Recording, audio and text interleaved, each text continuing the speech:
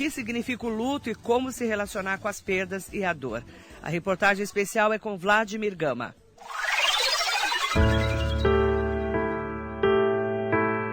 O luto é um conjunto de reações humanas relacionadas a uma morte simbólica ou real que causa impacto significativo na vida de alguém. Cada um se enluta à sua maneira e todos que enfrentam a dor do luto vivem cada um desses processos de maneira singular.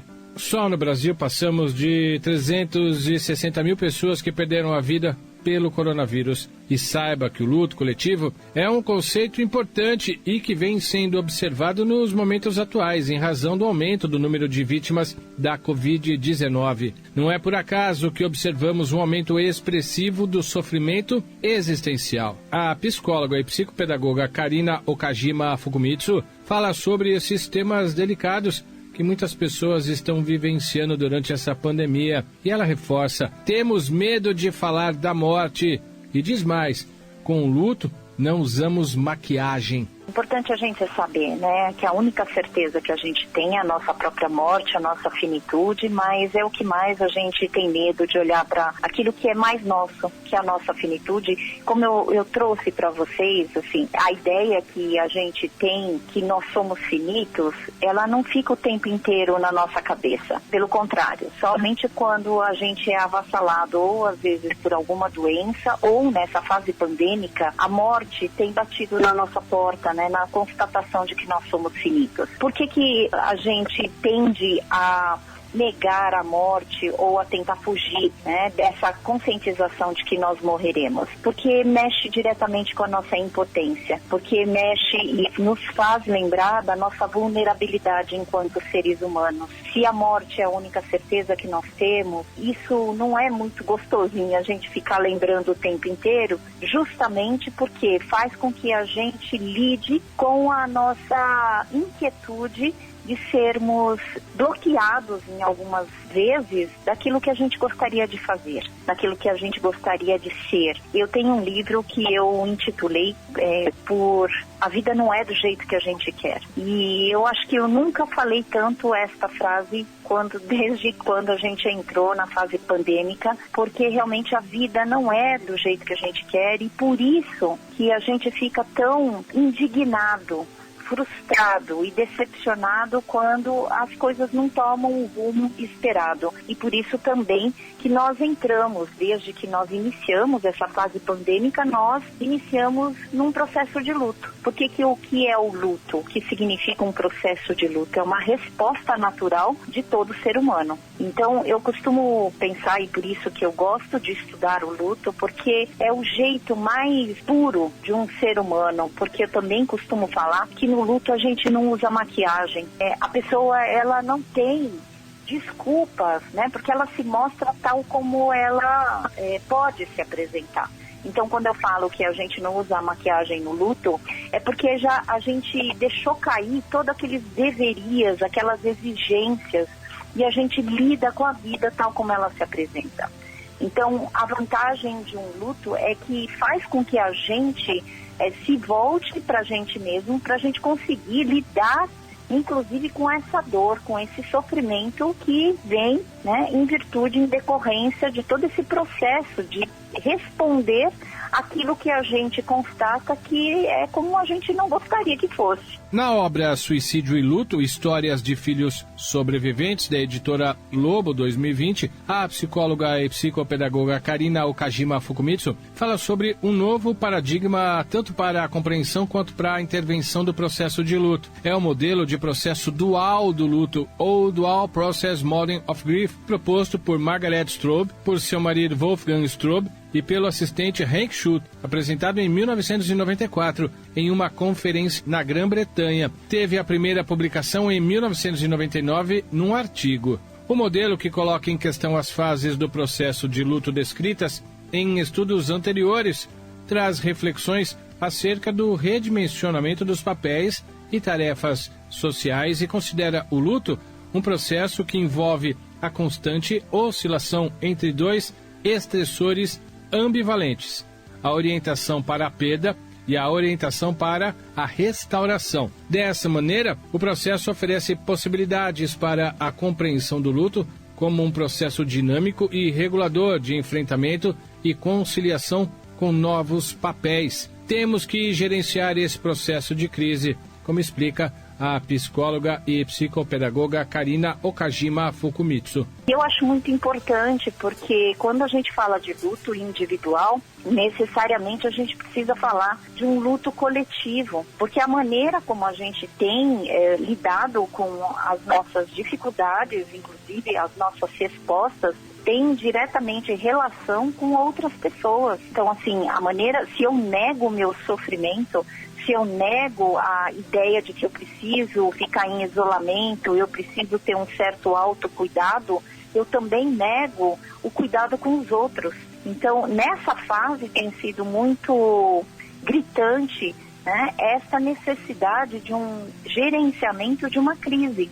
Um processo de luto é considerado como um período de crise. E crise, o que significa? A crise, ela, no significado, ela traz que é um momento decisivo. Quantas e quantas decisões nós não tivemos de tomar durante esse processo de luto, durante esse processo pandêmico, porque nós precisamos adotar atitudes e ações das quais a gente não conseguia antecipar. Ninguém foi treinado para ficar durante todo esse tempo nesse estado de crise, né? Então, mas nós sobrevivemos, nós conseguimos ter respostas, apesar de todo o luto que nós vivemos. E por isso que é importante a gente falar. Hoje em dia a gente tem uma teoria que a gente chama de teoria do processo dual, né? E que a gente fala assim, todas as vezes que a gente é lançado nessas situações de restrições, sejam lá perdas, mortes reais ou mortes simbólicas, a gente entra nesse processo de luto e num primeiro momento em que a gente percebe a constatação do que a gente perdeu, a gente tem uma orientação para a perda. E logo depois, a ideia é a gente manter um certo equilíbrio para a orientação para a vida, para a restauração da nossa vida. Isso quer dizer que existe um movimento que precisa ser um movimento dialético, que num primeiro momento, obviamente, o que mais a gente vai se deparar e vai se lembrar é da perda, né? É da partida. Então, trazendo agora para a perspectiva de mortes reais como nós estamos vivendo. Além de lidar com a morte da pessoa,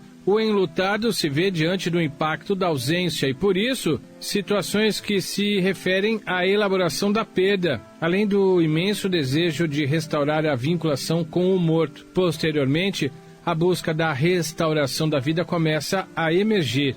Nesse sentido, o redimensionamento e a descoberta de papéis, a busca de reorganização, prevalecem. É importante salientar que a oscilação entre voltar-se para a perda e voltar-se para a restauração permite que o enlutado encontre significados e que possa dialeticamente compreender seu processo de luto. Quando um outro parte, eu cada vez mais tenho utilizado a palavra partida em relação à morte real, principalmente.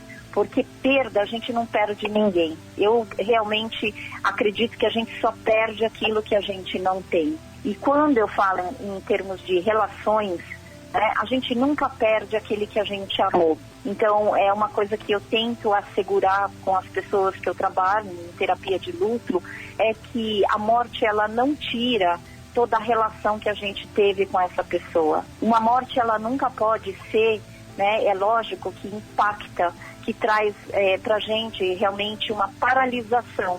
Por um outro lado, o que mais a gente precisa enaltecer, né, numa relação, principalmente quando a gente lida com a morte, é que a morte nenhum tira a vivência que a gente teve com a pessoa. Agora vou voltar àquilo que eu falei inicialmente. Se a morte é a grande certeza da nossa vida, né, e o oposto da morte é o nascimento, todos nós nascemos, e isso eu aprendi com uma pessoa muito querida minha, que é Nelly Nucci, né, que um dia eu organizei um evento, e aí a Nelly trouxe né? Esse ensinamento que é do Chopra. E aí eu achei lindíssimo quando ela fala: o oposto da morte é o nascimento. E a gente tem a tendência de achar que o oposto da morte é a vida. Se todos nós nascemos e todos morreremos, é fato que enquanto nós não morrermos, nós precisamos aproveitar a nossa vida de um jeito mais pleno. E essa é a grande arte. Eu tenho uma frase que eu trago sempre esse convite: a vida é a arte que leva tempo. Então, o processo de luto é essa nossa capacidade da gente responder a esse sofrimento e a gente confeccionar a nossa vida de acordo com a maneira como a gente consegue, né? Nem sempre realmente a vida é do jeito que a gente quer. É uma frustração enorme, é uma decepção enorme. Por um outro lado, eu me lembro de um dos ensinamentos do Colin Parkes, que é uma pessoa que estuda e é um dos ícones do luto, né, dos processos de luto. E aí, então, ele tem uma frase que ele fala que é lindíssima. O preço do amor é o luto. Isso quer dizer que isso corrobora com aquilo que eu acabei de falar. Todas as vezes que você ama, você vai sim lutar, porque é natural, como resposta de cada ser humano, entrar em processo de luto como essa resposta a essa partida, né? Por quê? Porque a gente amou. Na pandemia, é possível notar um número crescente de pessoas afetadas com o luto. Nesse caso, não só quem teve de passar pela experiência da morte de seus familiares e amigos, mas também pessoas que apresentam dificuldade para lidar com esse momento tão difícil. Estamos em crise e cada um reage de maneira diferente. Uma coisa é certa, não podemos nos autorizar a sucumbir nessa crise pandêmica. E o processo de luto é a possibilidade de respondermos a toda situação que vai na contramão de nossas expectativas e desejos.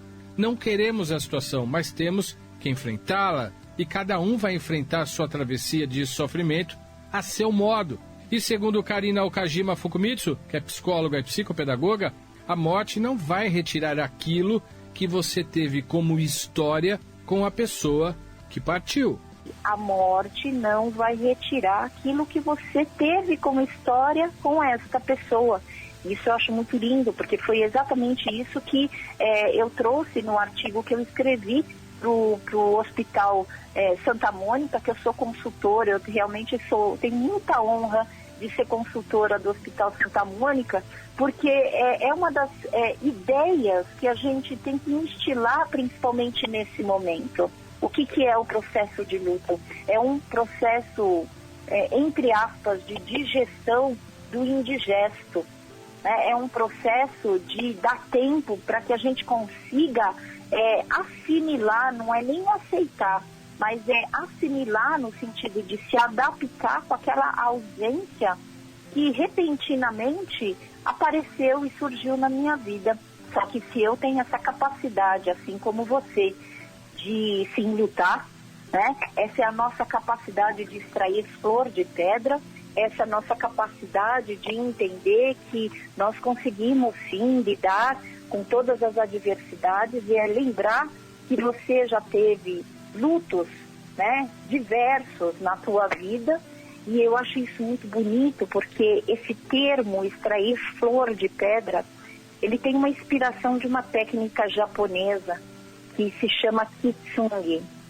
Kintsugi é essa técnica que o imperador entrega para o artesão um pote rachado, e o artesão devolve esse pote. Nas rachaduras ele colocou ouro e ele fala: olha, agora você não vai precisar jogar fora.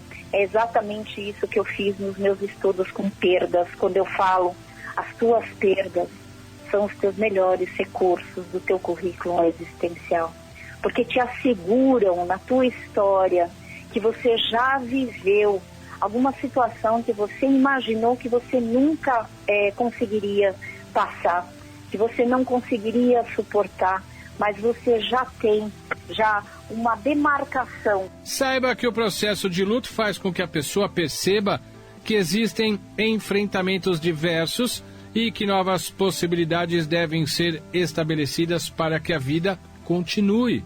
Nunca somos os mesmos após uma perda, seja ela real ou simbólica. A vida é a arte que leva tempo para continuar a viver, construindo novos laços e guardando na memória os bons momentos e a experiência que a pessoa falecida proporcionou. Nenhuma morte deve furtar as histórias e as experiências que tivemos com as pessoas que partiram. As nossas perdas são as nossas cicatrizes. Eu adoro cicatriz, né? Eu adoro, porque a cicatriz, ela é a comprovação que nosso organismo tem uma capacidade de organizar aquela ferida que um dia ficou em carne viva, ficou aberta, né? E que durante muito tempo me fez sofrer. Então, quando eu me relembro, né, na verdade, quando eu recordo as situações que eu imaginei que eu nunca conseguiria passar, eu falo, bom, a situação tá ruim, mas eu já estive pior. E assim a gente vai levando a vida, não num sentido de ignorar que nós estamos em sofrimento, que a situação não está sendo muito fácil para ninguém, né? Eu não estou falando para a gente ignorar, porque eu adoro também aquela obra do Saramago, né, Ensaios de uma Cegueira, e aí eu costumo falar que o mais cego é aquele que não quer enxergar.